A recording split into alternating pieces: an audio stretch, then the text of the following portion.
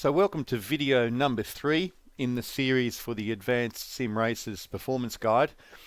Where we are now is we're about to start the business end of setting up a car. In the first and the second videos we go through in detail the various adjustment parameters available to you. And where we've come to is we've come to a very short oval track called Nazareth. And the reason these short ovals, or if it's available in your particular sim of choice, you can also use a large skid pan. The reason it's so helpful is because in a 20 or 25 second lap you're constantly experiencing cornering loads, and we can very quickly fettle the car's mid-corner balance, and really that's our first task, and it saves a massive amount of time over doing it in a classic full-length road circuit. The car we're using is the Formula Sim Racing 2017 open wheeler car, formula car, loosely based on about a 2009-2010 Formula One car. And it's perfect for our purposes because we've got nearly every adjustment available on any form of racing car. We've got tons of aero to work with, or as we'll show at the beginning, to not work with. So we can sort of go anywhere and play with anything throughout this process. Now, one of the biggest questions facing us when we decide to set up a car is, where do we start? Do we start at default? So what if the default setup's rubbish? What if there's things built into the default that are having a significant impact on how the car works? So what's the starting point? And really this is one of the biggest questions people face, and one of the most common questions that gets asked. So what I'm going to suggest to you here is exactly where you start. And before we even do that, we're going to say to you, any assists, turn them off, because we want them gone. We want them out of the way. If you've got, for example, traction control, it's going to really seriously cloud your awareness of what's happening with the car under traction. If it's got a tendency to wheel spin, but you've got traction control turned on, that's going to numb your awareness of that wheel spin. It's going to kill the wheel spin electronically, and so you're not going to see physically and chassis wise whether or not you've got it optimized. You won't be getting any wheel spin, but the car's going to be robbed of power, for example. Anti-lock's the same. Anti-lock brakes, ABS, you can't tell if the car's optimized for braking zones if you've got ABS dealing with the braking. So get rid of all the assists. We don't want them getting in the way. We want the car naked and very obvious in all of its imbalances, if any. So going into the garage, we are going to, at this point in time, we're going to take off all the diff, because once again, a little bit like the assist, the diff is there to sort of counter any errant behavior that might be occurring within the car. But we want to get right down to basics, and we want to understand what the basic chassis balance is without diff lock interfering. Same as aero, we want to, at this point in time, this is our only chance in the whole time you'll be working with a car, is to see what the underlying chassis balance is like before we put aero into the picture and start changing things. Radiator size doesn't matter. Brake map, I recommend using this is engine brake map, by the way. That's nothing to do with your brakes. It's to do with how hard your engine brakes on downshift. And depending on your sim, one number will be more engine braking, one number will be less engine braking. In this sim, R factor 2, the smallest number is the most engine braking. So we'll just soften the engine braking so it's not a factor. We're going to go into the suspension, and again we are going to take out all the dampers. And the reason being, of course, that the dampers are there to control and to refine and to modify the way the chassis is working on its suspension. And we want to, again, get the car naked. We want to get, we're taking away most of the packers. The packers aren't going to do much in this early stage at any rate. Later on we'll look at them in phase 2. We'll leave the springs alone, take away all the dampers, fast bump and slow bump, front and rear. And we'll take a bit of toe out as well, and we'll talk about how we adapt that later. And we're going to jump onto the prime tire. If you've got a choice of compounds, grab the harder compound. The reason is that it's inherently got less grip, and so it's going to be easier for you to pinpoint if you've got a grip issue at one end or the other. Brake blanking doesn't matter, but we'll just lower that a bit anyway. That's a big number. And there we are. Camber, we'll leave that alone for the moment. It intuitively looks reasonable. Rear camber isn't excessive, and it's about half what front camber is. One of the philosophies, one of the central philosophies, that rear camber is usually going to be about halfway between front camber and zero, and that's what it is at the moment. So camber looks intuitively reasonable. So I've got a setup here ready that I've already done all that, so rather than going through and clicking every box, I've got one where I've already done it. The only other things to mention is tyre pressures. These at the moment on this car are on minimums. Defaults for this particular car happen to be minimums. And anti-roll bar, we're going to leave that alone for the moment. We are certainly going to play with that pretty soon. So we're going to get onto the track. I've got the steering wheel active, so you can get a bit of a feel for how much wheel turn I'm using or not turning. And the other thing we've got here, very visible, is bottom right corner, we've got the tyre temps. Now, what you'll start to realise, if you're not already aware, is that throughout the setup process, the tyres really give you the most immediate feedback. That's your shortest feedback loop, is what's happening to tyre temps. The end that is slipping the most is going to heat the most by virtue of friction. So if the fronts are sliding a lot, they're going to heat, and that means you've got understeer. If the rears are sliding a lot, it's going to mean you're going to have oversteer, although you'll generally become aware of that before you have to look at the tyres. So we've got no wing on this car at all, and the other thing I've done is I've put it in 7th gear. I'm going to leave it in 7th gear because I want to have as few variables as possible through this process. And the other thing I won't do as well is I'm not going to use the brakes, because if I start using brakes, again, it introduces another variable. So I simply want to have a little bit of a look. 21.72. Okay, we've got a 21.7 lap time there, first time around. And have a look at the bottom right and look at that front tyre. Now the right-hand tyres are of course going to do all the work here because it's an oval. And as we go around to the left, the right side loads up, and that's the side that's doing all the work. The lap was a 21.47. But I'm going to try to just get a bit of a feel for the car, but it's very obvious, even now we've been out here for less than 60 seconds, it's very obvious that we have an understeering car. So what we're going to do, we're going to dive into the suspension settings straight away.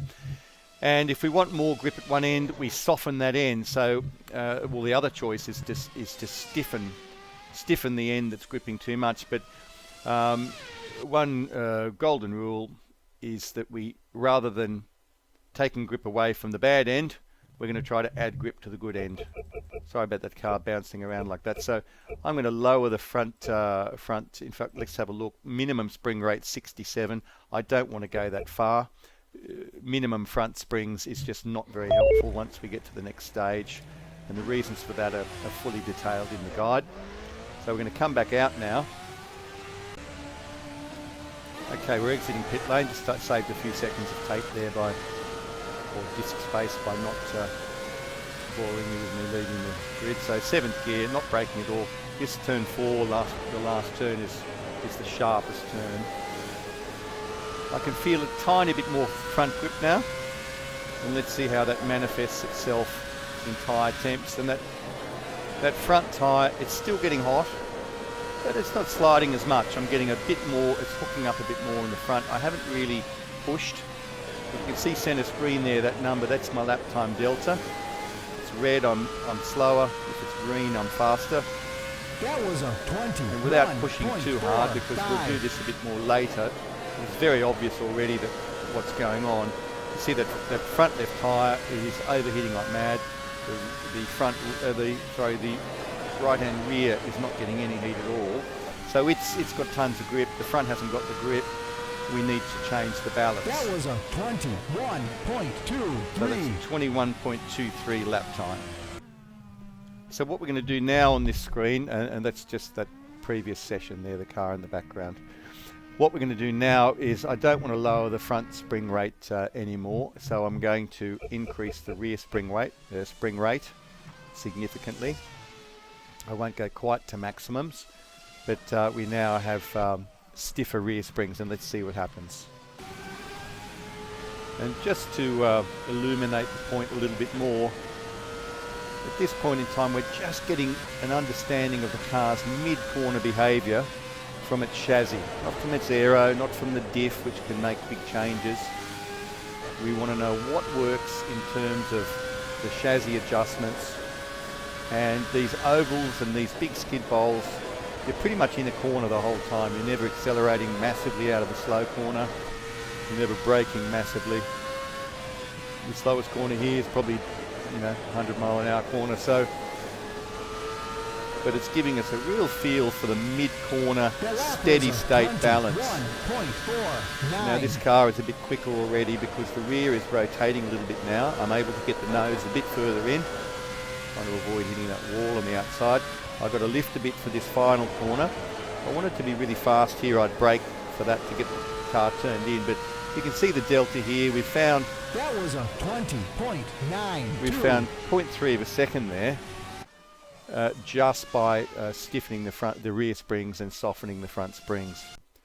It is, however, still understeering. So the next thing I'm going to do is I'm going to lower the front anti-roll bar significantly and get back out there. So we're softening the front again and again whilst we've stiffened the rear a little bit. And in a way you'll sort of start to play a little bit of seesaw between front and rear grip. If I can get the front gripping so well that the rear is moving around too much, then I can add some grip back into the rear. Okay, I'm getting significantly more front end bite now. If we look at that right front tyre, it's not getting quite as quickly, and I'm getting into the apex. I haven't pushed yet, but I'm able to find the apex a little bit more readily. So softening that slight touch of the wall there. Let's see how we go over a lap. The lap was a 21.37. So softening that front anti-roll bar has given me a bit more front end.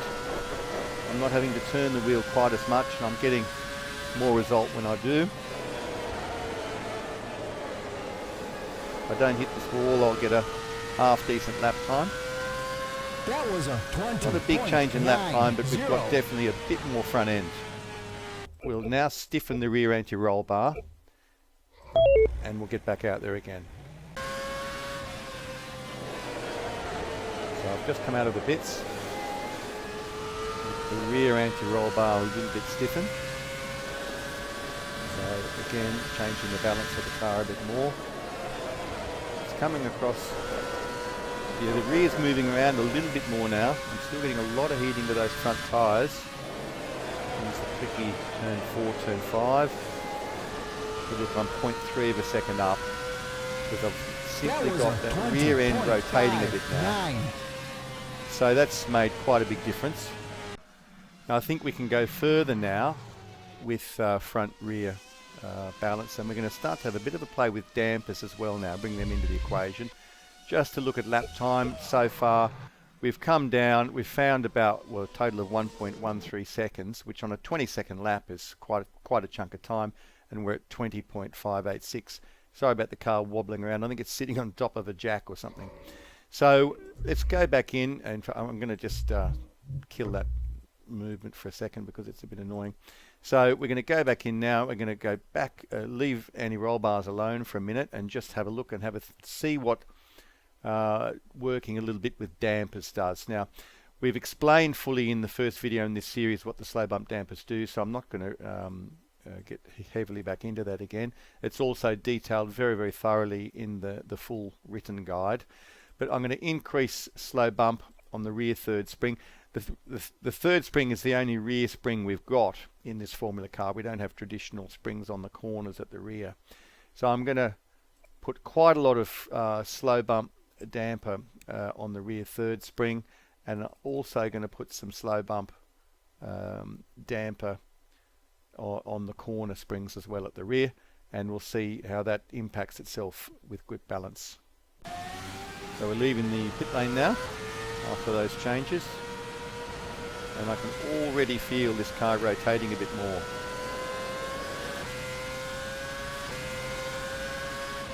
Lift off a bit for turn 4. You can see I'm getting a bit more apex. Not getting as close to that outside wall.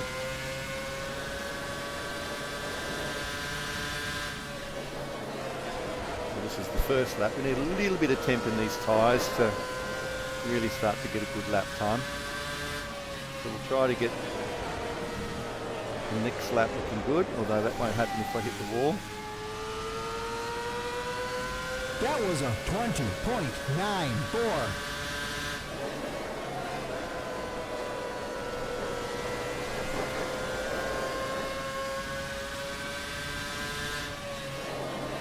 Lap time's not looking bad.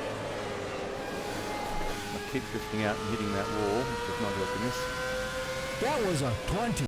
So the next thing I'm going to do to put this car a little bit more on the nose, having increased rear slow bump, so stopping it squashing as much on the rears and therefore keeping it more on the fronts, I'm now going to do the opposite at the front end. I'm going to increase slow rebound at the front. So this is just going to help keep the car on the nose a little bit more and see if we can't keep it rotating, getting it rotating a bit more. And I'm also going to increase rear slow bump a tiny bit more once again. And we'll see how much this has moved the chassis balance. Okay, just left the pit lane now. And I'm already getting the chassis, the car is rotating better. I'm getting more yaw rate, able to push a little bit more. The nose is coming in when I want it to. And I should be able to push a bit more on the exit now, yeah. I had a better line on the exit. I'll try and get this tricky turn 4 a bit better.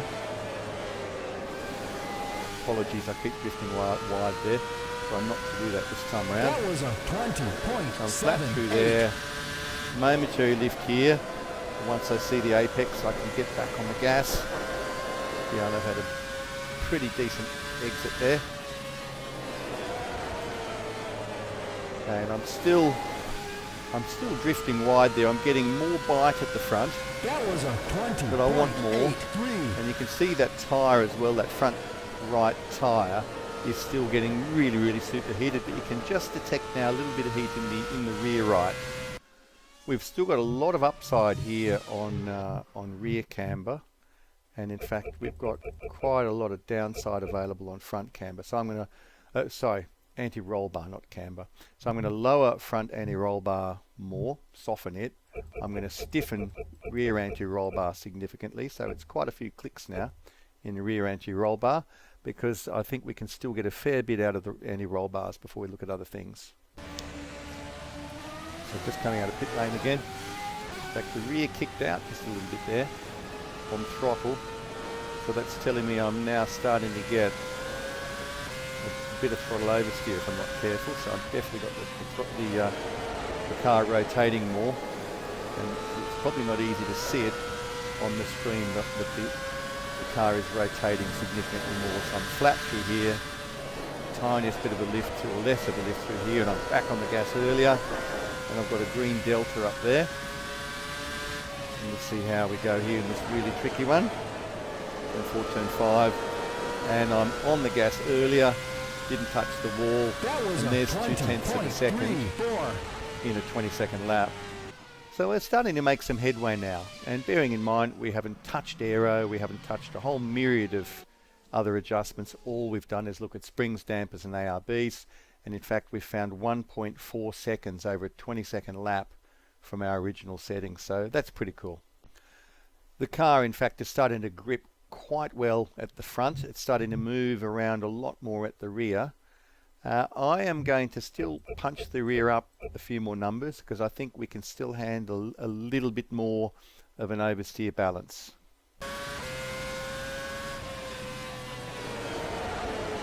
Now, I'm noticing quite a different feel through the wheel now. The front is really starting to feel quite planted, and the rear is really starting to move around that little bit more now.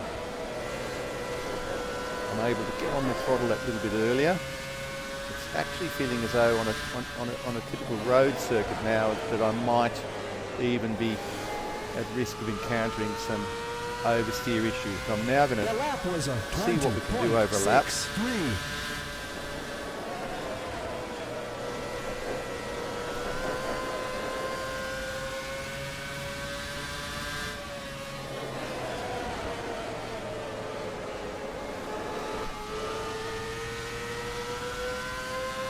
That was a Didn't manage to do a really tidy lap. 20.58. I'm going to try for one more.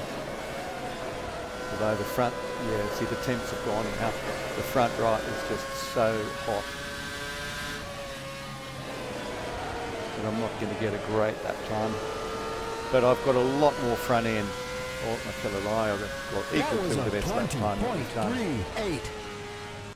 Now, one of the things that happens here when we're testing on these ovals is because there's not any really massive acceleration out of low speed corners, and nor is there any big stopping zones into low speed corners, the car can handle a much more oversteery balance than we would have on a traditional track. So what I'm suggesting is when we move to phase 2 of the setup process, we're going to find with a car that's perfectly balanced here, we're going to find it oversteer elsewhere. So I don't want to go any more asymmetric now with the front and rear suspension. We've softened the front a lot, we've stiffened the rear a lot, both in terms of springs and anti-roll bars, and a little bit with the dampers. What I want to do though at this stage is I want to do a little bit of an experiment with camber, just because it's just worth knowing for later reference, because this is such a unclouded by other things that can occur on a full circuit. Were the tyres warm? Did I have a good lap? Did I get my braking marker pinned, etc.? So I want to have a little bit of a look now at a different camber setting, and I'm going to lower this camber down to 2.4 and on the front and see how that feels. Our best lap time at this stage is 20.336, and I'm now going to start to make a note of where we go with lap time. Exiting pit lane now with that reduced front camber setting.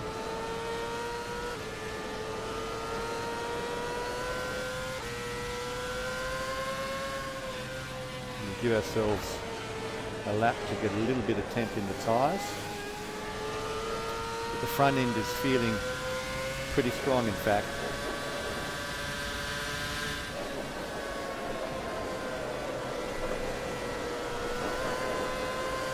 The delta's looking promising. Yeah, I'm going to lift off there for that final corner. The nose is looking up more, so this will be our lap to evaluate ourselves in terms of the stopwatch. We're keeping the foot in a little bit more in that middle corner. You can see all my throttle traces on the top left there. We're drifting a bit, but in essence, mid-corner, that camber setting feels pretty good. So that front camber reduction felt pretty promising, actually. Now, rear camber, it's usually a bit more dramatic. You can normally get an idea faster how rear camber is working for you. And what I'm going to use here is I'm just going to reduce rear camber a little bit. It potentially will cause me a bit too much rear grip, a little bit of understeer, but I'm putting it here. You can see it's dead smack bang between the front camber and 0, which is sort of the, really loosely speaking, the rule of thumb about where we go with rear camber. For a rear-wheel drive car, rear camber is going to be somewhere between front camber and 0, because the rears have got to push the car. Let's see what happens with that. So exiting the pits now with that slightly reduced rear camber.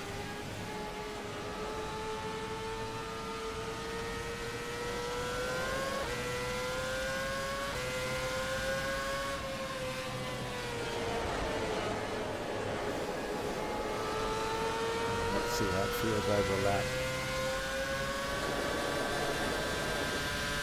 Certainly plenty of grip.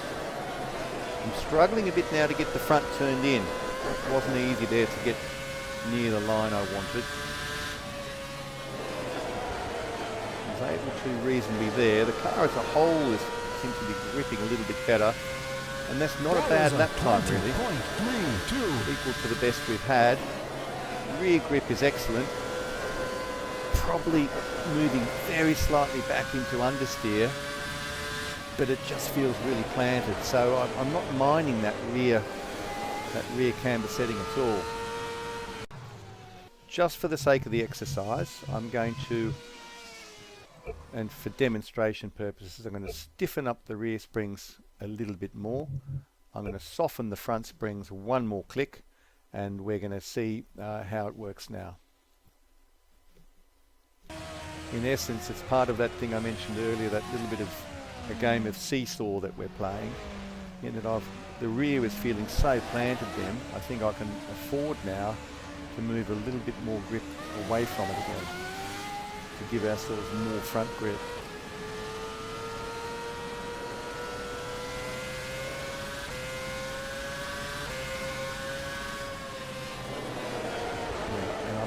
Finding that apex just that little bit easier. You see how it feels over lap.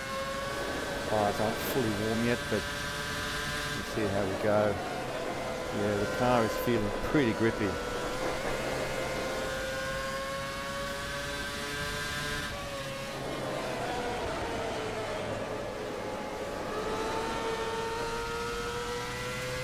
We're not making big inroads on our lap time at the moment, but the feel is good. I'm able to really mash the throttle. I'll try and get this a little bit later apex on this one. I can be coming out of it better. And yeah, we're at on or about our previous best lap, but with a car that's feeling pretty planted in the rear. Now, just for a bit of knowledge for later on, we'll have a bit of a play with tyre pressures. Now, once again, I can still afford to move the car more into oversteer, so I'm going to make it a slightly smaller contact patch at the rear by increasing rear pressures more. But I'm going to still, at the same time, put a little bit of pressure into the front tyres.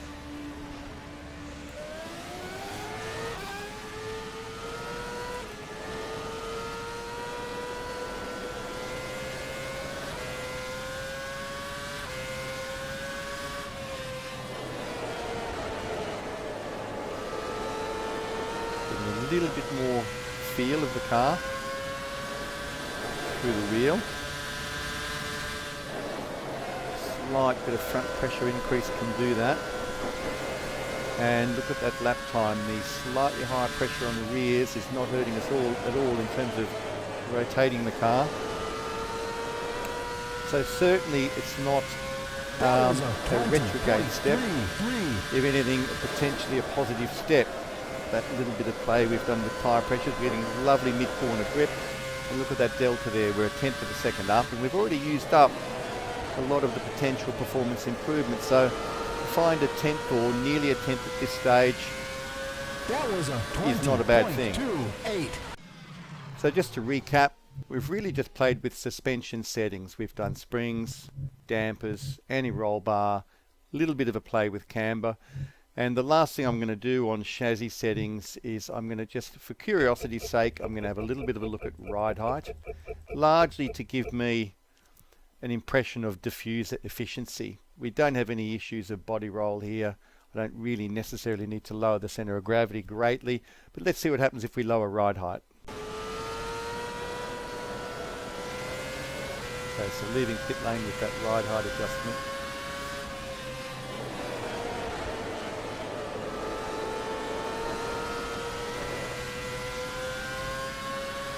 Flat through this first corner with all the sets now.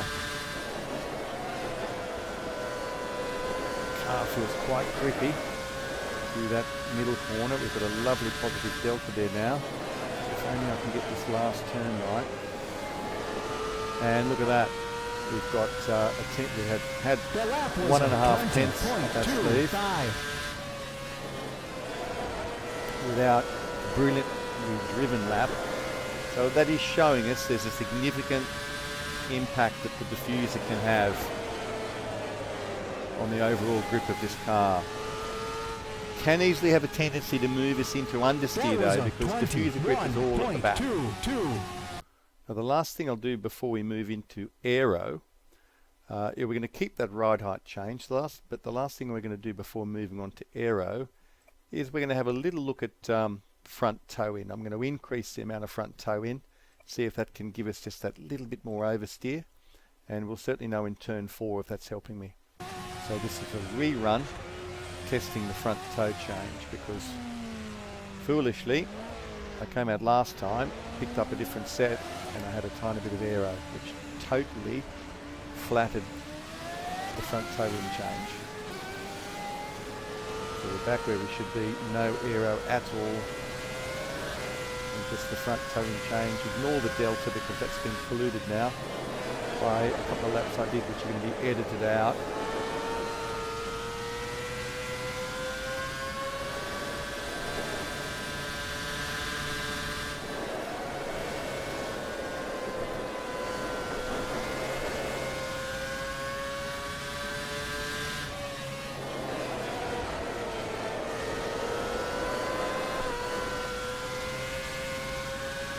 That was a 19.84. You know, this front toe in is doing the business, because off camera I went 0.6 of a second quicker, so you can tell from the delta we're still flying with just the front toe. We've gained about probably 0.3.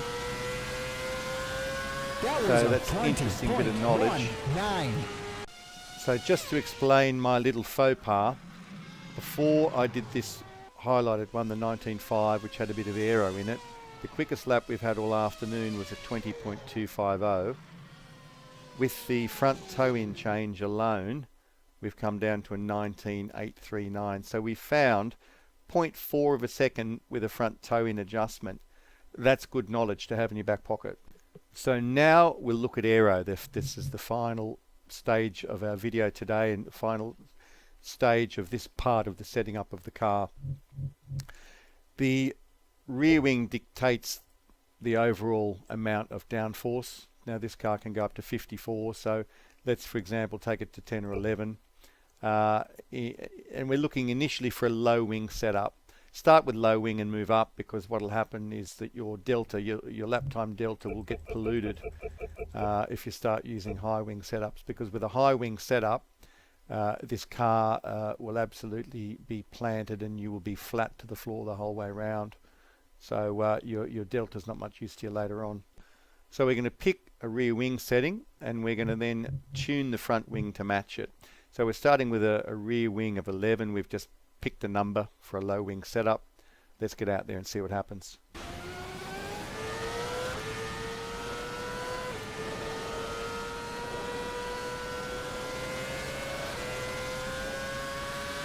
So what we're essentially feeling for here, we want to feel if our aero package is nicely balanced, where as well as the lap time's going to come down, that's a given. It's more a case of, am I getting oversteer, understeer, what's happening mid-corner? And it feels pretty good. Now when you're doing all your testing, remember that the faster the corner, the more the aero has an influence. If you're in a very slow section, it's mainly your suspension that's impacting what's going on. So we've got a car that's going pretty fast now because we've got a bit of downforce. So I'm nearly flat, except for the final corner, turn 4. And this will record our fastest time of the day. That aero balance felt pretty good. So I'm going to say here that I'm pretty happy with a low wing setup of 11 and 11. And in your sim, you may well have a place where you can make some notes. And what I write is I simply write down aero package, low wing 11 /11, and then I'll save that and move on. So we're going to do that with some other wing packages. I won't make a sit through that because it's pretty repetitive. I might show you the results. So we're exiting the pits now with aero with both wings on 24. Now you might be thinking, oh well, isn't that obvious? You've just set them both the same at either end, but it does not always work like that. A lot of developers will create a car that has a inherently understeery chassis that might have, if you match the numbers at either end, you might end up with a for example, an oversteery aero package, this feels okay. Oop, I didn't slow much at all for turn 4 then. So we've got medium, we'll try for a good lap now. So you need to test these numbers yourself. You know, you can find, you might, for example, want to have 24 at the back and 20 at the front if it's oversteering. But I'm nearly pinned now, throttle-wise. Bit of oversteer there, kick of oversteer. So we certainly would not want this any more front wing on this rear wing package. And that's good knowledge to remember. You might say, well, actually, I might, next time I go out, I might even try 23 on the front and 24 on the back. So we've now loaded up 35 on the front, 35 on the back. So this is getting to a pretty high downforce scenario. This side of Monaco or Singapore, we're probably not going to run that high. And I did a little comparison when I did this process best part of a year ago. I ended up choosing 34 on the front wing because 35 was too oversteery. Let's see how it feels today. So we're entering the track now with our aero at 35 at the front, 35 at the back. It is feeling actually a touch oversteery. A bit too much front grip. Let's see. Yeah, it is. Look. Nose is coming in. I'm having to fight it. So this is why we test. Just banging on 35 at both ends did not feel good. It may or may not be very obvious to the naked eye, but if you have a bit of a look at this car and you just see from the body language of the car what's happening mid-corner, and you'll see a kick there of oversteer and me having to correct it. So we're simply going to take a click off the front wing, see how that feels. Now the other thing that should be happening, and I must admit I haven't been watching tyre temps the last couple of outings, is that as this aero comes on and gives us this massive aerodynamic grip, we're not relying as much on mechanical grip. The tyres are getting a whole lot of help from aero, and so we should be getting tyres that are a whole lot cooler. That is feeling a lot more balanced. I'm just getting more consistent drift, more consistent grip at the front and the rear in terms of that aero change we just made. If anything, maybe a tiny bit of oversteer, but very manageable. See the rear's headed up then? Just watch those tyres this time and have a look at the symmetry of these tyre temps compared to what we had earlier. Okay, I know aero's involved, but look at those tyre temps now. Took my eye off the road because I was watching them, and we're now seeing a car with a much, much stronger overall balance. We're getting as much grip as we can at both ends. Car is sliding very symmetrically. I'm going to be pretty much flat through here to see if I can manage it. And that was virtually flat, but in fact this aero package is a bit strong for this track. You see it's a slower lap time than we had on the medium aero package. 19.85. And with that, we are done at Nazareth. I'm just updating the notes on the aero packages.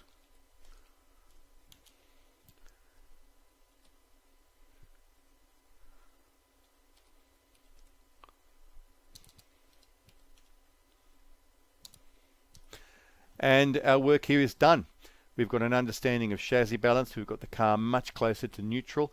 And that's all we wanted to achieve here at Nazareth. It's taken us yet 79 laps, but each lap is only 20 seconds. And we've achieved quite a lot in that period of time. So we have finished phase 1 here at Nazareth. If you're still with me, well done. Oh, and the last little observation I'll make is people who come and tell you setup doesn't matter. Okay, it's an oval, but we found 2.2 seconds in a 21-second lap throughout that process this afternoon. Cheers.